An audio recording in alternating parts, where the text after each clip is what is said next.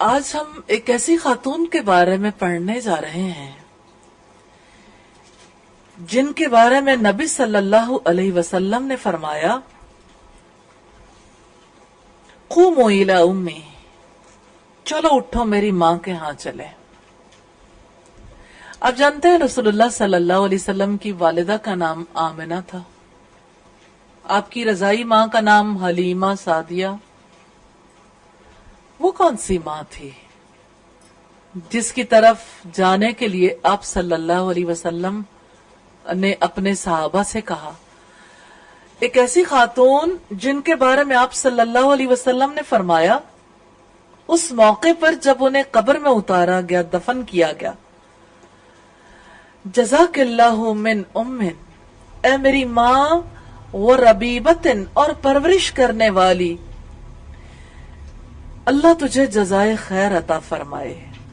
جزاک اللہ من ام و ربیبتن خیرا فنعم الام والربیبہ، تو میرے لیے بڑی بہتر ماں اور پرورش کرنے والی تھی۔ اب جانتے ہیں کہ نبی صلی اللہ علیہ وسلم کی والدہ آمنہ بنت وہب کی وفات نبی صلی اللہ علیہ وسلم کی کم سنی میں ہو گئی تھی۔ اس کے بعد آپ کے دادا عبد المطلب نے آپ کی کفالت کا فریضہ انجام دیا، اور جب دادا بھی گزر گئے تو آپ کی کفالت، آپ صلی اللہ علیہ وسلم کی کفالت آپ کے چچا ابو طالب نے کی۔ ابو طالب آپ کے چچا تھے، بہت محبت کرتے تھے۔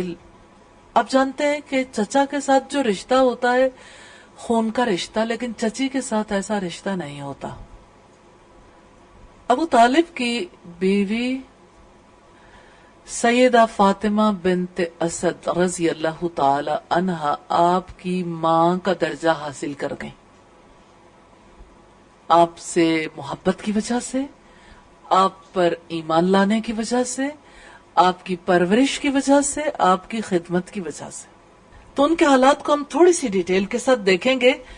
ان کا نام فاطمہ تھا اور والد کا نام اسد بن ہاشم بن عبد مناف۔ اس سے ہمیں پتا چلتا ہے کہ آپ صلی اللہ علیہ وسلم کے خاندان سے ہی تعلق رکھتی تھی، کیونکہ آپ کے پردادا کے ساتھ ان کا رشتہ تھا، یعنی آپ کے پردادا ان کے دادا تھے۔ ان کے شوہر کا نام ابو طالب بن عبد المطلب اور ان کی کنیت ام طالب تھی۔ سیدنا علی، عقیل، جعفر، ام ہانی، جمانہ اور ریتا، یہ سب ابو طالب کی اولاد ہے۔ نبی صلی اللہ علیہ وسلم نے فاطمہ بنت اسد کی شفقت اور محبت کے ماحول میں پرورش پائی۔ سوال یہ پیدا ہوتا ہے کہ ان کے شوہر تو اسلام نہیں لائے تھے، یہ کیسے اسلام لے آئیں؟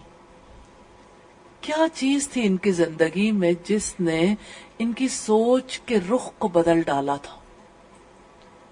بہت چھوٹے ننھے محمد صلی اللہ علیہ وسلم کے بارے میں انہوں نے بڑے تجربے کیے تھے۔ وہ دیکھتی تھی جب بھی یہ بچہ کھانے کے لیے بیٹھتا ہے کھانا بچ جاتا ہے، اتنی برکت پیدا ہو جاتی، اور جب یہ نہیں ہوتا کھانا پورا نہیں آتا۔ یہ ایک ایسا تجربہ تھا جو ان کے گھر میں مسلسل ہو رہا تھا، ہر روز، ہر صبح، ہر شام یہ تجربہ دہرایا جاتا تھا، جتنی بھی اللہ تعالیٰ نے ان کو توفیق دی تھی۔ تجربہ ان کا یہ تھا کہ جب ان کے بیٹوں کے سامنے کھانا رکھا جاتا تھا، ابو طالب کے سامنے، تو جب وہ محمد صلی اللہ علیہ وسلم کے ساتھ کھانا نہیں کھاتے تو کھانا ان کے لیے کافی نہیں ہوتا تھا۔ وہ محسوس کرتی تھی کہ جب محمد نہیں ہوتا صلی اللہ علیہ وسلم تو میرے بیٹے بھی بھوکے رہ جاتے ہیں، اور جب محمد کے ساتھ مل کر کھانا کھاتے ہیں صلی اللہ علیہ وسلم تو سبھی پیٹ بھر کر کھاتے ہیں، کھانا بچ جاتا ہے۔ اس لیے ابو طالب نے اپنے بیٹوں کو یہ حکم دیا تھا، اور یہ بات مسلسل جاری رہتی تھی کہ تم انتظار کرو، محمد کے ساتھ مل کر کھایا کرو، تمہارے کھانے میں برکت اتر آئے گی۔ اب یہ بات تجربے کی وجہ سے بھی تھی جو انہوں نے محمد صلی اللہ علیہ وسلم کے ساتھ کیا تھا، اور جو محبت ایک چچا کی اپنے بھتیجے کے ساتھ ہو سکتی ہے، یہ محبت کسی بھی علاقے میں ہو سکتی ہے، لیکن عربوں میں یہ محبت مثال تھی. یعنی چچا اپنے بھتیجے سے بہت محبت رکھا کرتے تھے. اسی وجہ سے آپ جانتے ہیں کہ ابو لہب لوگوں میں جب محمد صلی اللہ علیہ وسلم کے خلاف پروپیگنڈا کرتا تھا تو یہ کہتا تھا کہ یہ میرا بھتیجا، میں اس کے خلاف کیسے ہو سکتا ہوں. تو آپ جانتے ہو میں اس کا چچا ہوں، میں جو بات کہوں گا وہ سچ کہوں گا. تو یہاں ہم ایک اور چچا کے بارے میں دیکھ رہے ہوں، اگرچہ وہ ایمان نہیں لائے تھے، لیکن یہ وہ گھرانہ ہے جہاں محمد صلی اللہ علیہ وسلم نے پرورش پائی تھی. ابو طالب یہ بات کہتے تھے کہ محمد کے ساتھ مل کر کھانا کھایا کرو تاکہ تمہیں وہ برکت مل جائے جو اللہ تعالیٰ نے اس کے ساتھ مخصوص کر رکھی. تجربے سے یہ ثابت ہو رہا تھا. پانی کا پیالہ ایک بیٹے کے لیے کافی نہیں ہوتا تھا. جب اس پیالے سے محمد صلی اللہ علیہ وسلم پانی پی لیتے تھے تو وہی پیالہ سب بھائیوں کے لیے کافی ہو جاتا تھا. کیسے تجربے تھے جو انہوں نے اپنی زندگی میں کیے. لیکن آپ یہ دیکھ لیں کہ اتنے معجزات ظاہر ہوتے تھے، لیکن معجزات کی وجہ سے لوگ ایمان نہیں لاتے. ہاں، انہوں نے فائدہ ضرور حاصل کیا کہ انہوں نے اپنے بچوں کو نصیحت کی کہ محمد کے ساتھ مل کر کھانا کھایا کرو. اس محبت کی بھی اللہ تعالیٰ نے ان کے لیے جزا رکھی ہے. لیکن اس محبت میں ان کے پیش نظر کیا تھا کہ میرے بیٹوں کا بھی پیٹ بھر جائے، کہ میرے بیٹے جو ہیں وہ خالی پیٹ نہ رہیں، اور دوسری طرف اپنے بھتیجے کی نگہداشت بھی، کہ میرے بھتیجے کے ساتھ میرے بچے اور میری بیوی حسن معاملہ کریں. اسی لیے ابو طالب نے اپنے مشاہدے کی بنیاد پر کہا، اے میرے بھتیجے آپ بڑے بابرکت ہیں. اور ابو طالب کی بیوی یہ سب کچھ اپنی آنکھوں سے دیکھ رہی تھی.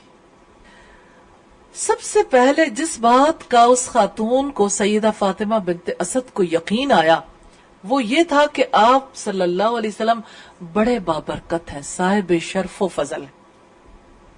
پھر رسول اللہ صلی اللہ علیہ وسلم کمائی کے حوالے سے اپنے اوپر اعتماد کرنے لگے تو آپ نے اپنے چچا عباس بن عبد المطلب کے ساتھ بات کی کہ ابو طالب بہت بچوں والے ہیں اور مالی اعتبار سے تنگ دست ہے، میں ان کا بوجھ ہلکا کرنا چاہتا ہوں. رسول اللہ کی خودداری کو دیکھیے کہ اس گھر میں پروان چڑھے تھے، آپ کی برکت دوسروں کو نصیب ہو رہی تھی، حتیٰ کہ محمد صلی اللہ علیہ وسلم کے لیے محبت سیدہ فاطمہ بنت اسد کے دل میں بھی پیدا ہوئی اور ابو طالب کے دل میں بھی. چچا اور چچی بہت محبت کرنے لگ گئے اور یہ محبت ان کے بچوں کے دلوں کے اندر بھی تھی. اور جیسے حضرت موسیٰ علیہ السلام کے بارے میں ہمیں ملتا ہے نا کہ قرآن حکیم میں آتا ہے کہ ہم نے اپنی طرف سے اس پر محبت ڈال دی تھی. تو یہ بھی اللہ تعالیٰ کی خاص رحمت تھی. اب صلی اللہ علیہ وسلم کی وجہ سے کھانے میں برکت پیدا ہونا، لیکن یہ خودداری رسول اللہ صلی اللہ علیہ وسلم کے اندر ہم دیکھ رہے ہیں کہ آپ چاہتے تھے کہ ان کا بوجھ ہلکا کر دیں. دونوں ابو طالب کے پاس کے اس موضوع پر بات کی تو اس نے دونوں سے کہا کہ علی اور جعفر کو اپنی کفالت میں لے لو اور تیسرے بیٹے عقیل کو میرے پاس رہنے دو، اس طرح میرا بوجھ کافی حد تک ہلکا ہو جائے گا. رسول اللہ نے سیدنا علی کو اور عباس بن عبد المطلب نے سیدنا جعفر رضی اللہ تعالی عنہ کو اپنی کفالت میں لے لیا. اس کے بعد آپ صلی اللہ علیہ وسلم تجارتی کاروبار میں مصروف ہو گئے. یہ ہم نے یہ دیکھا کہ یہ وہ گھرانہ تھا جنہوں نے نبی صلی اللہ علیہ وسلم کی کفالت کی، آپ کی پرورش کی، آپ کی برکتوں سے فیض حاصل کیا. لیکن یہی وہ گھرانہ ہے جنہوں نے آپ کی کمائی بھی کھائی. یعنی رسول اللہ تجارت کرتے تھے اور اسی گھرانے کے اندر کما کر لا کر دیا کرتے تھے، اور انہی کے بچوں کو آپ صلی اللہ علیہ وسلم کی وجہ سے کفالت ملی. یعنی ایک آپ کے چچا عباس بن عبد المطلب کے حصے میں آئے حضرت جعفر، اور دوسرے حضرت علی نبی صلی اللہ علیہ وسلم کی کفالت میں آئے. جب اللہ سبحانہ و تعالیٰ نے اپنے رسول صلی اللہ علیہ وسلم کی طرف وحی نازل کی اور لوگوں کو دعوت دینے کا حکم دیا تو سب سے پہلے عورتوں میں سے سیدہ خدیجہ نے آپ صلی اللہ علیہ وسلم کی تصدیق کی. ان کے بعد مردوں میں سب سے پہلے سیدنا ابو بکر صدیق رضی اللہ تعالی عنہ اسلام لائے، اور بچوں میں سب سے پہلے سیدنا علی نے تصدیق کرنے کی سعادت حاصل کی۔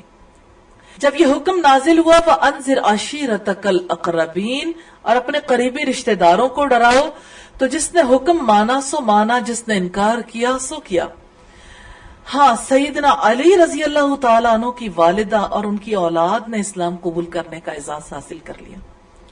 اللہ تعالیٰ ان سب کو اپنی رضا سے نوازے۔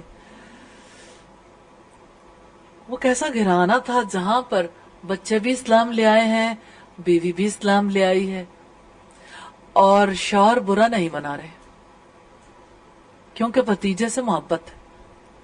سب کا ایک دین پر اکٹھے ہو جانا ان کو ذاتی طور پر نہیں چھپتا تھا، لیکن جب مشرکین مکہ وفد بنا کر آپ کے پاس آئے، یعنی ابو طالب کے پاس آئے، اس وقت انہوں نے محمد صلی اللہ علیہ وسلم سے یہ بات کہی تھی کہ بھتیجے، یہ آپ کی قوم کے لوگ میرے پاس آئے ہیں اور وہ چاہتے ہیں کہ آپ یہ دعوت دینا چھوڑ دو، یہ دین چھوڑ دو۔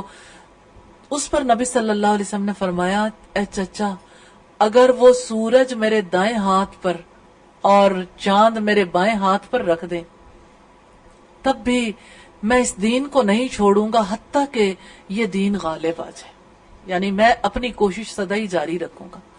اس موقع پر ابو طالب نے رسول اللہ صلی اللہ علیہ وسلم سے کہا کہ پھر ٹھیک ہے، جو یعنی آپ کو چھوڑ دیا کہ آزادی سے اپنا کام کرتے رہے۔ ہاں، آپ کا یہ جی چاہتا تھا کہ آپ کے چچا اسلام لے آئیں، وفات کے وقت بھی آپ صلی اللہ علیہ وسلم دعوت دیتے رہے۔ اور ہم یہ بات سیدہ فاطمہ بنت اسد کے حوالے سے دیکھ رہے ہیں کہ وہ ان کے شوہر تھے جو اسلام نہیں لائے تھے۔ وفات کے وقت بھی جب آپ نے دعوت دی تو اس موقع پر کفار قریش کے جو سردار تھے انہوں نے کہا کہ ابو طالب، کیا تم عبد المطلب کا دین چھوڑ دو گے؟ اس موقع پر آخری الفاظ ان کے یہ تھے، حالانکہ آپ صلی اللہ علیہ وسلم بار بار کہہ رہے تھے کیا چچا ایک بار کلمہ پڑھ لیں، میں اللہ کے ہاں آپ کی سفارش کروں گا، لیکن وفات کے وقت انہوں نے کہا علی دین عبد المطلب، کہ میں عبد المطلب کے دین پر جان دے رہا ہوں۔ بہرحال ایسے شخص کے ساتھ رہنا ایک مومن کے لیے ہے تکلیف دہ، بھلے سے وہ یعنی دین پہ اعتراض نہ بھی کرے۔ سیدہ فاطمہ بنت اسد نے اپنی زندگی میں وہ دل گداز منظر بھی دیکھا کہ اپنے جگر کے ٹکڑے پیارے بیٹے جعفر اور ان کی بیوی سیدہ اسماء بنت عمیس رضی اللہ تعالی عنہما کو الوداع کیا۔ اب جانتے ہیں یہ ہجرت حبشہ کی ہجرت تھی، حبشہ کی جانب ان کے بچے ہجرت کر کے گئے تھے۔ آج جب ہم واقعات پہ پڑھتے ہیں تو یہ آسان لگتا ہے، اس دور میں جبکہ ٹیلی فون بھی نہیں تھا، میڈیا کے توسط سے بھی سوشل میڈیا بھی نہیں تھا، خبر ہی نہیں ملتی تھی، پتہ بھی نہیں تھا کہ کیا بنے گی۔ جب بچے ہجرت کر کے جا رہے تھے، بیٹا اور بہو، اور وہ جانتی تھی کہ مکہ والوں کی ایذا رسانیوں سے تنگ آ کر اپنے دین کی حفاظت کے لیے یہ سرزمین مکہ کو چھوڑ کر جا رہے ہیں، لہٰذا انہوں نے اس صدمے کو برداشت کیا، کیونکہ قریش ان دونوں کو ہر طرح سے نشانہ ستم بناتے تھے جیسے دوسرے اہل اسلام کو بناتے تھے۔ سیدنا جعفر رضی اللہ تعالی عنہ اور ان کی بیوی سیدہ اسماء بنت عمیس کو سرزمین حبشہ میں رہتے ہوئے طویل عرصہ بیت گیا، یہاں تک کہ ان کے ہاں 3 بچے پیدا ہوئے۔ ان بچوں کی دادی سیدہ فاطمہ بنت اسد رضی اللہ تعالی عنہ ان کے قرب کی سعادت سے محروم جدائی کو برداشت کرتی رہی، اور ان کے درمیان ملاقات کی کوئی صورت پیدا نہیں ہوئی۔ تینوں بچے حبشہ میں رہے، یعنی پوتے پوتیاں جو بھی تھے وہ حبشہ میں رہے، اور دادی جو ہے وہ ان کی جدائی کا غم سہتی رہی۔ سیدہ فاطمہ بنت اسد رضی اللہ تعالی عنہا نے اور ان کے بچوں نے دیگر مہاجرین کے ساتھ مدینہ کی طرف ہجرت کرنے کی سعادت بھی حاصل کی، اور اللہ کے کلمے اور دین کو سربلند کرنے کے لیے پوری تندہی سے مصروف عمل ہو گئی۔ اور آپ جانتے ہیں کہ ہجرت تب ہوئی تھی جب ابو طالب کی وفات کو تقریباً 3 برس بیت چکے تھے. تو اس کا مطلب یہ کہ بیوگی کا اتنا عرصہ انہوں نے برداشت کیا، اور بچوں کی جدائی کے بعد، شوہر کی جدائی کے بعد یہ مدینہ میں پہنچی. اور انہیں اپنی زندگی میں سب سے زیادہ خوشی اس وقت ہوئی جب ان کے بیٹے سیدنا علی بن ابی طالب نے بتایا کہ میری منگنی سیدہ فاطمہ الزہرا کے ساتھ ہو گئی. جب دونوں رشتہ ازدواج میں منسلک ہو گئے تو سیدہ فاطمہ بنت اسد روئے زمین پر سب سے بڑھ کر سعادت مند خوش دامن ہونے کے مقام پر فائز ہوئی. یعنی رسول اللہ کی والدہ بھی تھی، پالنے والی ماں بھی، اور آپ صلی اللہ علیہ وسلم کی بیٹی کی ساس بھی تھی. یوں آپ صلی اللہ علیہ وسلم سے ایک اور رشتہ نبھایا سیدہ فاطمہ بنت اسد نے. سیدنا علی بن طالب نے نہایت پرامن اور پرسکون اور پرسعادت زندگی بسر کی. گھریلو ماحول میں کوئی گھٹن نہیں تھی. سیدنا علی نے اپنی والدہ سے یہ کہہ دیا تھا آپ کے ذمہ فاطمہ بنت رسول اللہ صلی اللہ علیہ وسلم کے لیے پانی اور گھریلو ضروریات کی غرض سے باہر آنا جانا ہوگا، اور وہ گھر کے اندرونی کام آٹا پیسنا، آٹا گوندنا وغیرہ سر انجام دے لیا کریں گے. ورک ڈسٹریبیوشن کتنی زبردست تھی کہ جو عمر میں نسبتاً زیادہ ہیں، یعنی عمر میں جو زیادہ ہیں، عمر رسیدہ خاتون ہیں، باہر کے کام وہ سنبھالیں اور گھر کے اندر کے کام نوجوان بچی سنبھالے. رسول اللہ صلی اللہ علیہ وسلم سیدہ فاطمہ بنت اسد کی بہت عزت کیا کرتے تھے، اپنی والدہ کی طرح پیش آیا کرتے تھے. سیدہ فاطمہ بنت اسد نے اسلامی ثقافت کی دولت کو اپنے دامن میں سمیٹا، اور اسلامی ثقافت آپ جانتے ہیں احادیث رسول کے ساتھ منسلک. احادیث رسول کو روایت کرنے کا اعزاز بھی انہوں نے حاصل کیا. حدیث کی کتابوں میں ان سے بیان کردہ 40 احادیث منقول ہیں الحمدللہ، جن میں سے 2 احادیث بخاری اور مسلم میں بھی. رسول اللہ سیدہ فاطمہ بنت اسد کے گھر اکثر و بیشتر تشریف لے جاتے، دوپہر کے وقت آرام کر لیتے. علامہ ابن سعد نے اپنی کتاب طبقات میں لکھا ہے فاطمہ بنت اسد نے اسلام قبول کیا، وہ بڑی صالح خاتون تھی. رسول اللہ ان کے ہاں تشریف لے جاتے، دوپہر کے وقت ان کے گھر سو بھی لیا کرتے تھے. رسول اللہ صلی اللہ علیہ وسلم سیدہ فاطمہ بنت اسد کو بعض اوقات تحائف بھی دیا کرتے تھے، کیونکہ رسول اللہ ان کی بڑی قدر کیا کرتے تھے. آپ انہیں ترجیح دیا کرتے تھے. الاصابہ فی تمییز صحابہ میں ہے، جادہ بن حبیرہ علی بن ابی طالب سے روایت کرتے ہیں، سیدنا علی فرماتے ہیں کہ رسول اللہ نے مجھے موٹے ریشم کا چوغا بطور تحفہ دیا اور فرمایا اسے فاطمہ نامی خواتین میں تقسیم کر دیں. میں نے اس کو پھاڑ کر 4 دوپٹے بنائے. ایک دوپٹہ فاطمہ بنت رسول اللہ کو دیا، بیوی بھی فاطمہ ہے. دوسرا دوپٹہ فاطمہ بنت اسد کو اپنی ماں کو دیا. تیسرا دوپٹہ فاطمہ بنت حمزہ کو دے دیا، یعنی اپنی چچا زاد بہن کو. چوتھی فاطمہ کا ذکر نہیں کیا. ابن حجر کہتے ہیں شاید چوتھی فاطمہ بنت شیبہ تھی، جو عقیل بن ابی طالب کی بیوی تھی، یعنی سیدنا علی کی بھابی. یعنی فاطمہ نام فیملی میں کتنا زیادہ تھا. تو جس طرح رسول اللہ سیدہ فاطمہ بنت اسد کی ان کی زندگی میں عزت کیا کرتے تھے، وفات کے وقت بھی آپ نے ان کی عزت کو پیش نظر رکھا. سیدنا جابر بن عبداللہ کا بیان ہے، کہتے ہیں کہ ہم رسول اللہ کے پاس بیٹھے ہوئے تھے کہ ایک شخص آپ کے پاس آیا، کہا اللہ کے رسول علی، جعفر اور عقیل کی والدہ فاطمہ بنت اسد وفات پا گئی. رسول اللہ نے فرمایا قوموا الی امی، چلو اٹھو میری ماں کے ہاں چلیں. اس بات میں، اس فقرے میں بڑا وزن ہے کہ آپ اپنے کام اکیلے انجام نہیں دیا کرتے، ساتھیوں کے ساتھ. قوموا الی امی، چلو میری ماں کے ہاں چلیں. ہم سب اٹھ کھڑے ہوئے، ہم اس طرح سہمے ہوئے تھے جیسے ہمارے سروں پر پرندے بیٹھے ہوں. جب ہم گھر پہنچے تو رسول اللہ نے اپنی قمیص اتاری اور فرمایا جب تم اسے غسل دے لو تو کفن سے پہلے اسے یہ قمیص پہنا دینا.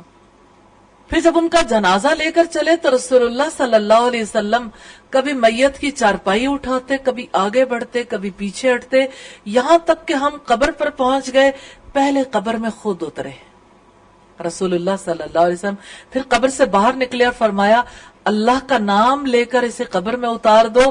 جب انہیں دفن کر دیا گیا تو قبر پر کھڑے ہو کر سیدہ فاطمہ بنت اسد کو خراج تحسین پیش کرتے ہوئے فرمایا جزاک اللہ من ام وربیبۃ خیرا فنعم الام والربیبہ. اے میری ماں اور میری پرورش کرنے والی، اللہ تجھے جزائے خیر عطا کرے، تو میرے لیے بڑی بہتر ماں اور پرورش کرنے والی تھی. راوی حدیث کہتے ہیں کہ ہم نے عرض کیا اللہ کے رسول آپ نے 2 کام ایسے کیے ہیں جو ہم نے پہلے کبھی آپ کو ایسے کرتے نہیں دیکھے. نبی کریم نے پوچھا وہ کیا؟ ہم نے عرض کیا ایک تو آپ کا قمیض اتارنا، دوسرا قبر میں اترنا. آپ نے ارشاد فرمایا میری قمیض اس کے کفن میں شامل ہونے سے اسے کبھی آگ نہیں چھوئے گی، اور جہاں تک میرا قبر میں اترنے کا تعلق ہے اس کا فائدہ یہ ہوگا کہ اللہ تعالیٰ اس کی قبر کو فراخ کر دے گا. پھر آپ صلی اللہ علیہ وسلم نے فرمایا یہ خاتون میرے لیے میری حقیقی ماں کی طرح تھی. ابو طالب کے لیے جب دسترخوان بچھ جاتا تو ہم سب کو اپنے ساتھ کھانے میں شامل کرتے، تو یہ خاتون اس کھانے میں سے تھوڑا سا بچا لیتی جو مجھے دے دیتی اور میں اسے اپنے ساتھ لے آتا. نبی کریم صلی اللہ علیہ وسلم نے سیدہ فاطمہ بنت اسد رضی اللہ تعالی عنہا کی نماز جنازہ پڑھائی اور اپنے چچا عباس اور ابو بکر صدیق رضی اللہ تعالی عنہ کے تعاون سے انہیں قبر میں اتارا. سیدنا انس بن مالک رضی اللہ تعالی عنہ کا بیان ہے کہ جب علی رضی اللہ تعالی عنہ کی والدہ سیدہ فاطمہ بنت اسد فوت ہو گئیں تو رسول اللہ تشریف لائے، ان کے سرہانے بیٹھ گئے اور فرمایا اے میری ماں تجھ پر اللہ کی رحمت ہو، تو نے میری حقیقی ماں کے بعد میرے لیے ماں کا کردار ادا کیا. اے میری ماں تجھ پر اللہ کی رحمت ہو، تو خود بھوکی رہتی، مجھے خوب کھلاتی، مجھے لباس پہناتی، خود اچھا نہیں کھاتی تھی بلکہ اچھا کھانا مجھے کھلا دیتی تھی، اور اس سے محض اللہ کی خوشنودی اور جنت مطلوب ہوتی تھی. یہ روایت مجموع الزوائد کی ہے. سیدنا عبداللہ ابن عباس رضی اللہ تعالی عنہ کا بیان ہے کہ جب سیدنا علی رضی اللہ تعالی عنہ کی والدہ سیدہ فاطمہ بنت اسد وفات پا گئی تو رسول اللہ نے اپنی قمیض کفن میں شامل کر دی اور خود ان کی قبر میں لیٹے اور ان کے لیے جزائے خیر کی دعا کی. صحابہ نے عرض کیا اللہ کے رسول آپ نے اس سے پہلے اس طرح کبھی نہیں کیا. رسول اللہ نے فرمایا ابو طالب کے بعد یہ خاتون میرے ساتھ سب سے بڑھ کر حسن سلوک سے پیش آئی ہے.